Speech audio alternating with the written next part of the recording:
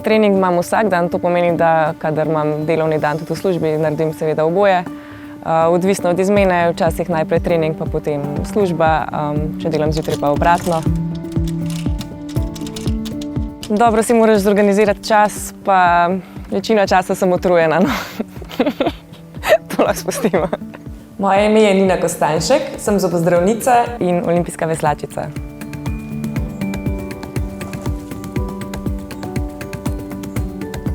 Vedela sem, da želim nekaj v smeri medicine. Nisem se zares videla v kakšni medicinski specializaciji, je pa tudi moj dedek zobozdravnik, tako da ta poklic sem nekako poznala in mi je bil blizu. Vedela sem, da bo na olimpijskih igrah pač zelo lepo, v resnici je pa še preseglo moja pričakovanja, no.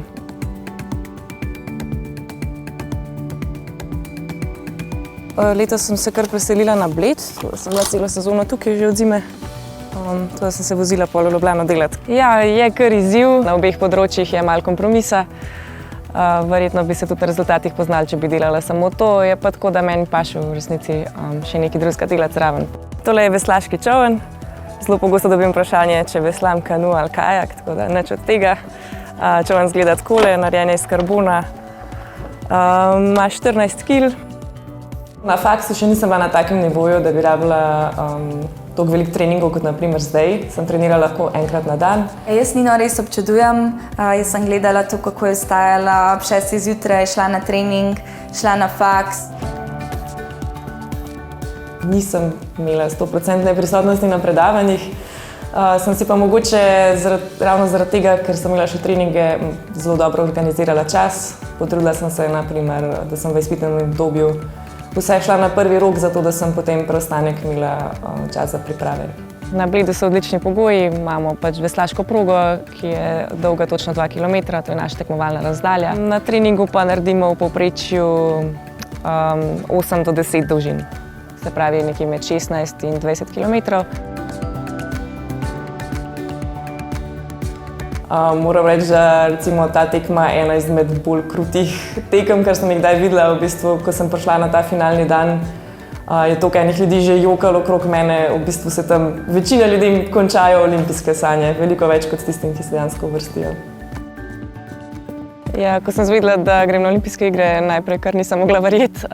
Bila sem seveda zelo vesela, uresničila sem cilj, za katerega sem zelo trdo delala in veliko vložila v njega. Vsi doma smo nekako doživeli te olimpijske sanje, ker sta tudi moja starša bila športnika in to je res en tak res poseben občutek, tako da sem zelo, zelo hvaležna, da nam je Nina to omogočila. V olimpijski vasi je vse, česar si lahko zamisliš. Dodelili so mi sobo v hiši, kjer smo bili vsi slovenski športniki. Skupaj v apartmaju nas je bilo 8 športnic, poznala sem tudi veliko drugih športov, kar mi je bilo zelo zanimivo. Športnikov na olimpijskih igrah je bilo okrog 10.500, večina jih je bilo v tej olimpijski vasi, tako da to je res ena masa ljudi.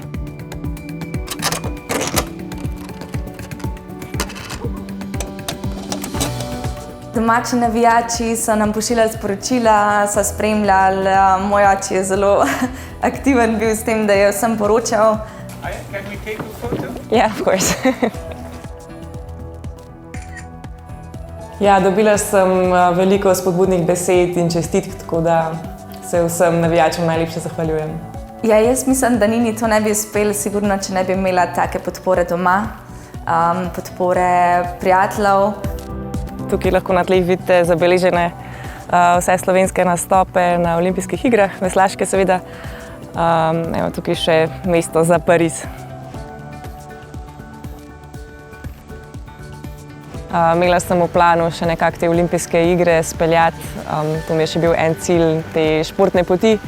Ne vem, če bom nadaljevala, no. V resnici sem se nameravala malo več zdaj posvetiti službi.